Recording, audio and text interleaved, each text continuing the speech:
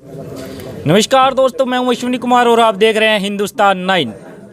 इस वक्त हम छपरौली विधानसभा के शोंटी गांव के अंदर मौजूद हैं और हमारे साथ हैं विधायक जी और इनसे अभी बातचीत करने की कोशिश करेंगे क्योंकि हम काफ़ी दिन से छपरौली विधानसभा के अंदर लोगों से मिलते हैं, बातचीत करते हैं और सर भी अभी जाते रहते हैं, लोगों के बीच बातचीत करते हैं। सबसे पहले स्वागत है सर आपका। धन्यवाद सर, जिस तरीके से आप जा रहे हैं गांव-गांव, किस तरीके से लोग प्रतिक्रिया दे रहे हैं अपनी तरफ से, क्या कुछ कहते हैं, कैसा क्या कुछ माहौल है अभी?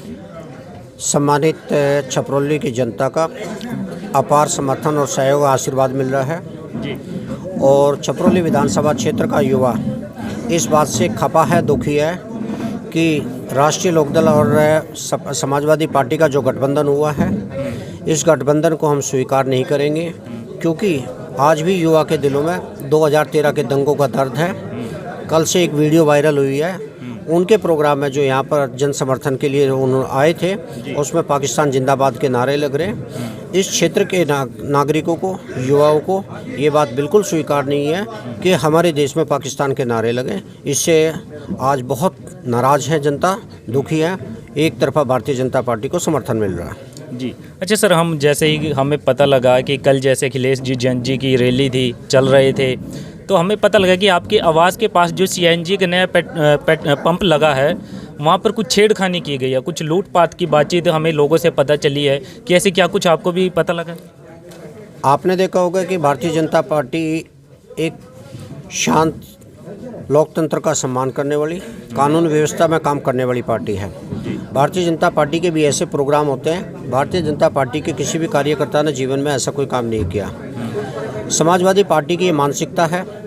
इस मानसिकता को 2012 से लेकर 17 तक आप देख लीजिए, पूरे प्रदेश में आए दिन दंगे होते रहे हैं। जब से योगी सरकार बनी, पूरे उत्तर प्रदेश में किसी तरह के कोई दंगे नहीं हुए। आपको तो सिर्फ पेट्रोल पंप पर लूटपाट का जानकारी मिली है, मुझे ये भी जानकारी मिली है कि वहाँ पे मोबाइल चोरियों का, धक्के मुक्की का और इस तरह की अव्यवस्था फैलाने का काम समाजवादी पार्टी के कार्यकर्ताओं का ये है। उनका अपना चरित्र है, उनकी इस तरह की विचारधारा है। और सर, एक बात और बोली जाती है छपरौली विधानसभा की, ये तो गढ़ रहा है शुरू से ही आरएलडी का, खासकर जाट वोट पर बहुत बड़ा बातचीत रहती है। क्या लगता है कि अब की बार आपको बीजेपी को जाटों के वोट मिल सकते हैं? आप देखो, अगर मैं तो हमेशा राजनीति में एक पक्षधर रहा हूँ, धर्म से ऊपर उठ के, जाति व बिरादरी से ऊपर उठ के, क्षेत्रवाद से ऊपर उठ करके, किसी भी परिवारवाद से ऊपर उठ करके हमें राष्ट्रहित की बात करनी चाहिए, प्रदेश के विकास की बात करनी चाहिए। जहाँ तक बात रही गढ़ की, अगर गढ़ पे इतना उनको आत्मविश्वास था तो उनको अपना टिकटार्थी बदलने की आवश्यकता नहीं थी। उन्होंने 36 घंटे के बाद में अपना टिकट बदला। उनको इतना विश्वास होना चाहिए था, हम तो गढ़ में बैठे हैं, किसी को भी टिकट देंगे वो जीत जाएंगे। ये आज जनता का अपार समर्थन मिल रहा है और आपको आने वाले समय में देखने को परिणाम मिलेंगे। ये गढ़ आज जो राष्ट्रीय लोकदल का गढ़ होता था, ये आज भारतीय जनता पार्टी का गढ़ होने जा रहा है। जहाँ तक आपने एक जाट बिरादरी पे बात की है, भारतीय जनता पार्टी ने बागपत लोकसभा में 5 विधानसभाएं हैं, 5 विधानसभा पे जाटों को टिकट दिए गए हैं और गठबंधन ने सिर्फ 3 सीटों पे जाटों को टिकट दिए हुए हैं। तो गढ़ गए जाटों का भारतीय जनता पार्टी में है, ये राष्ट्रीय लोकदल में, ये विचार आपको करना है।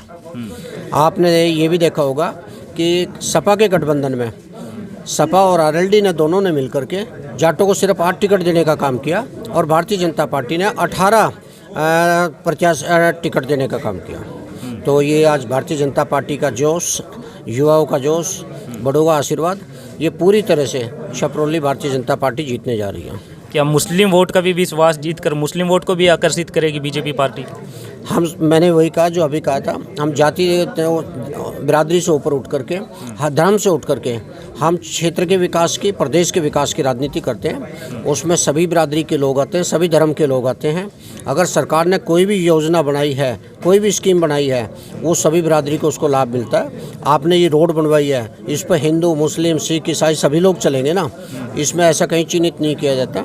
जितनी भी योजना सरकार ने चालू की है, आयुष्मान योजना चालू की है, उजाला की चालू की है, शौचालय योजना चालू की है, सुमंगल योजना चालू की है, जितनी भी योजनाएं हैं सरकार की, वो सभी उत्तर प्रदेश के नागरिकों को देने का काम किया है, ना कि किसी व्यक्ति को देने का काम किया। भारतीय जनता पार्टी प्रदेश के विकास में विश्वास करती है, जनता के विकास में विकास करने में करती है। जी, मेरा एक लास्ट क्वेश्चन है सर। मैंने योगी जी के काफ़ी प्रोग्राम देखे, वीडियो देखी। योगी जी हर बार ये बोलते हैं कि जो गुंडा बदमाश पैदा होगा ये हम उसे ठोकते जाएंगे। ये ठोको वाली रणनीति हर जगह योगी जी आजमा रहे हैं, बोल रहे हैं। ऐसा है, गुंडा बदमाश का भारतीय जनता पार्टी और छपरौली का प्रत्याशी होने के नाते मैं ये कह रहा हूँ, हम मुस्लिम विरोधी नहीं है, हम आतंकवादी विरोधी हैं। जी, ठोकने की नीति जो है, ठोकने की नीति किसी व्यक्ति के लिए नहीं है। अपराधी लोग हैं, चाहे वो किसी भी धर्म के हो, किसी भी मजहब के हो, अपराधी लोग हैं। जब तक अपराध, गुंडाचार, भ्रष्टाचार खत्म नहीं होगा तब तक प्रदेश की उन्नति नहीं हो सकती। प्रदेश की उन्नति के लिए राष्ट्र की उन्नति में सहयोग मिलेगा। इसलिए ज़रूरी है जितना गुंडा प्रवृत्ति के लोग हैं उनको ठोकना ही उचित है, अन्यथा वो प्रदेश को यहाँ पर गुंडा राज करते रहेंगे और इस तरह से भ्रष्टाचार की ओर जन्नी होगी। आपने बहुत सारे ऐसे बदमाशों को देखा, चाहे अतीक अहमद हो, चाहे अंसारी हो, उनका कोई व्यापार नहीं है, उनके कोई कारोबार नहीं है, उनके पास अथाह संपत्ति कहाँ से ही है। फरोख्ती है, डकैती है, स्मगलिंग है, ये सब चीज़ें बंद करनी ही जरूरी है प्रदेश हित के लिए। चलिए, बहुत बहुत धन्यवाद।